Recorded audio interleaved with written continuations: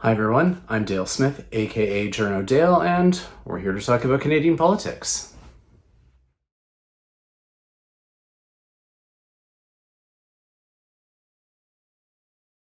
All right, we are here with Mike Moffatt from the Smart Prosperity Institute. It's been a while since we've had a housing chat, and this remains probably the biggest story in the country right now, aside from Justin Trudeau's career options.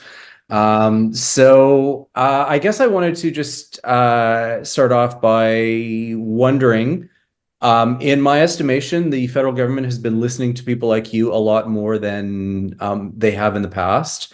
But are there things that they're missing, or are there things that they're not really like they look like they're listening, but they're not really, if you know what I mean?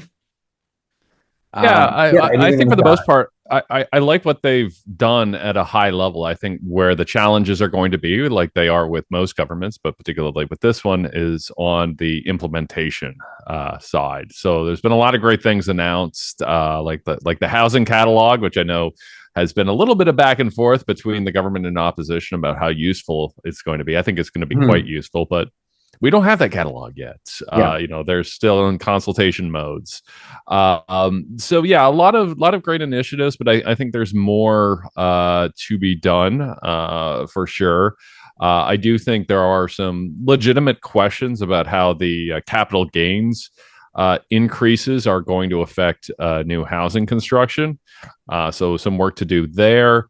But I think the biggest battles are going to be coming up. That the federal government has been trying to set up this system of carrots and sticks with the municipalities through the housing accelerator and through some Mhm. of their new infrastructure funds, and we're seeing pushback from some cities. So Yeah. even if the federal governments have a great program, the municipal uptake isn't always there. Yeah, I seem to recall there was just recently in Ottawa a battle over some development charges, and they were basically saying if you increase them this much, you're going to forfeit your accelerator money, and the city was like, eh. Yeah, well, basically, so there's a couple of things going on there. So first, in the accelerator fund, basically it goes into four tranches. So Right. basically, all the funding that a city gets, there's four different milestones, and one of the last one is performance based, that they have to hit a certain target, which is going to be harder to do if they don't hit a number of units. Is going to be harder to do if they don't, Right. or if they increase development charges. But one of the other things that was in the budget was a requirement for a new infrastructure funding program that development charges would have to be frozen as of a certain date, when it was just right after the budget. And first of all, it had challenges. That first of all, it only applied to cities with over 300,000 people, which is about a couple dozen. And that's actually relevant because we're seeing in the Niagara region, for Mhm. instance. So it's a regional government with about 500,000 people or so, but no one individual municipality has more than 300,000 people. So basically, the regional government has hiked development charges, and the cities are saying, well, we don't, this doesn't apply to us because, you made this city size requirement, we can fly under that. So Yeah. there's that part of it. On the Ottawa side, they increased development charges by about $10,000 a unit, depending on the type of unit. You'll note that 10,000 is greater than zero. And the Yes. city's basically saying, like, look, we're going to have to work this out. But if we have to choose between the federal infrastructure spending and development charges, we're going to choose development charges because it's a bigger dollar amount. So I don't have a great sense of how this is going to be resolved, but I do see it being a fight between the federal government and a handful of municipalities, particularly a handful of municipalities with small c conservative mayors like we have here in Ottawa. Yeah. Well, that and it also seems to be they're almost like they're setting up a dare, like Yeah. I dare you not to give us this money when we're in a housing crisis, when we're going to break the terms of your rules, but if you don't give us the money, we're going to make you look like the bad guy regardless. Well, absolutely. And so there's and this has been tested a couple times. So first, the city of Windsor, Ontario, basically tried to play chicken with the federal government by not signing the housing accord in the first place. Windsor's issue was the fourplex issue, that they did not want to allow fourplexes as of right everywhere. So Mhm. the mayor and council said, well, okay, we're not going to do that, but here's some, other reforms we'll make. We think they're just as good. Give us the money. And there's a lot of back and forth. And the federal government said, no, sorry, that's not an equivalent change. If we do that for you, we're going to have to do that for everyone. So Yeah. no. And the city made the same argument that you did. That's like, how dare you do this during a housing crisis? We're being penalized. The Yeah. other area where this came up was in Oakville, that had signed to the housing accord, but then decided that they weren't actually going to implement the changes that were required of the accord. So Yeah. it's like, okay, we'll sign on. We'll commit to signing on to fourplexes, and then it turned out that the council voted. I think it was like 14-1. It was some number in the teens to one to actually doing it. So yeah, it does seem like a lot of the municipalities are testing the resolve of the federal government, perhaps seeing a little bit of weakness on the hands of the federal government and saying, well, let's try and have our cake and eat it too. Let's try and do what we're going to do anyway, but still demand the money. Yeah, and it seems to me Ontario has been involved in or engaged in a similar kind of tactic around certain housing numbers and how they're counting long-term beds into housing and things like that. And there was this kind of back and forth between the federal and provincial ministers around this kind of thing. Yeah, absolutely. And this is another one, and it shows some of the challenges that the federal government has had, particularly in terms of communications. They haven't really been trying to explain what they're up to. So basically, how it works is part of one of these provincial federal agreements under the housing plan that was put out way back in 2017, Okay. is that the The federal national housing government, or strategy? the housing strategy. That's Okay. that's right. So as part of that, there has to be so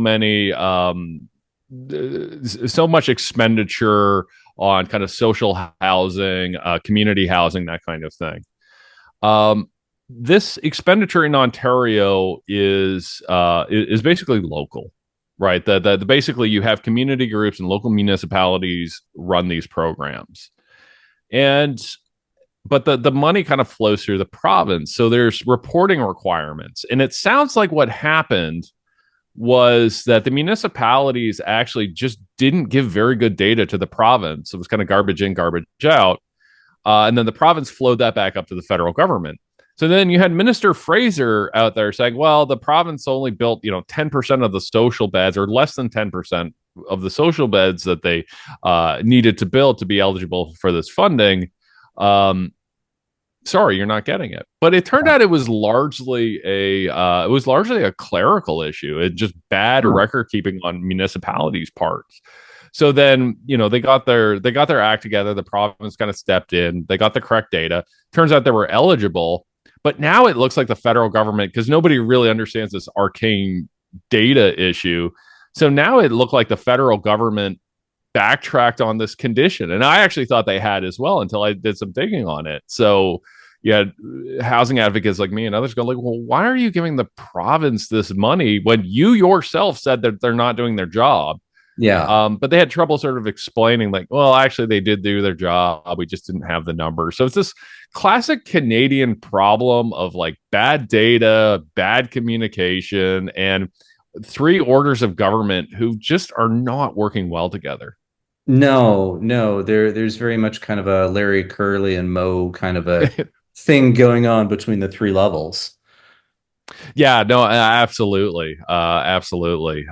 There's just bad data recording, and we often don't have the data we need to make these programs, and that's why, as part of the provincial housing program with municipalities, where there's this infrastructure fund that the province gives to municipalities in Ontario called the Building Better Fund. Okay. It's like this $1 billion fund.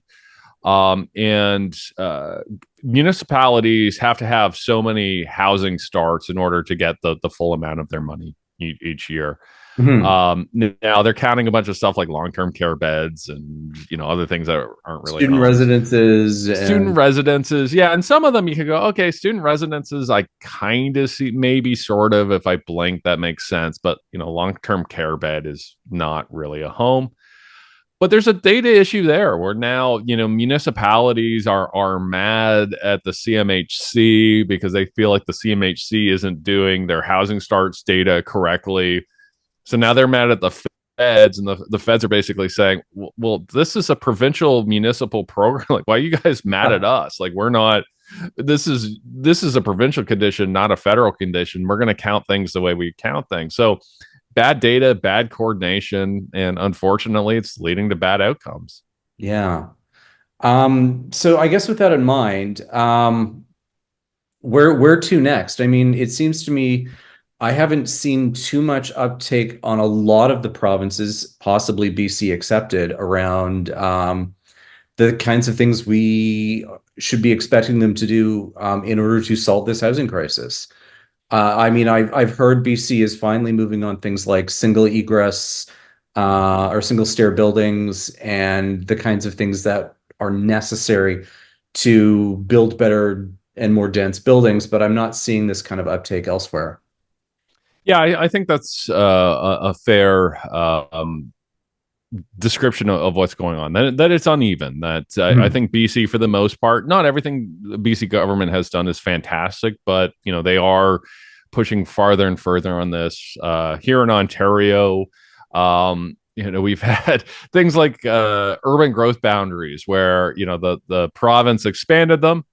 There was pushback, so then they repealed that, and then there was pushback from the repeal, so they repealed parts of the repeal. So we really, on net, we haven't had much housing policy out of Ontario over the last 4 or 5 years, because it seems every time the provincial government does something, they end up undoing it. And sometimes Well, that's not a and bad thing. Like, partially also some of because those moves were not very good ones to begin with. yeah, like the Greenbelt Like the development. green belt, yeah, for example, like that one made sense to be repealed. So Ontario's been kind of a mess. You have had some cities acting better than others. Quebec's been interesting. Montreal is starting to do things like abolish parking minimums, things like that. And actually, we're seeing some good results out in Atlantic Canada. I think they're I think places like PEI in particular. I'm thinking like outside of Charlottetown, that they actually see the opportunity here. They've had so many young families move from Ontario. They're like, this is something to manage, but this is probably on net a good Mhm. thing. So it's very uneven. We need to see a lot more movement. And I think a lot of that has to be on the tax side.